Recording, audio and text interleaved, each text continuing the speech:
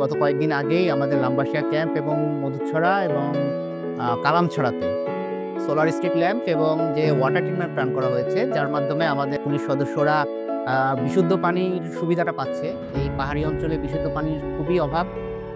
এই ইউএনডিপি সহায়তায় আমরা যেটা পেয়েছি, এটার ফলে আমাদের ফোর্স এবং আমাদের অফিসারদের মোরাল বুস্ট আপ অনেক হাই হয়েছে।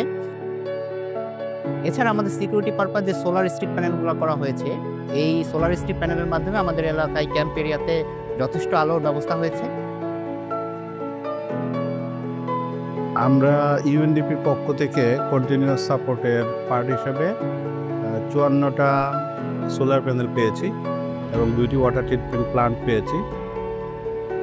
আমরা ইউএনডিপির কাছে কৃতজ্ঞ এবং আমরা আশা করি ভবিষ্যতে ইউএনডিপি আমাদের সাথে এরকম সহযোগিতা কন্টিনিউ রাখবে এবং আমরা একসাথে কাজ করতে চাই।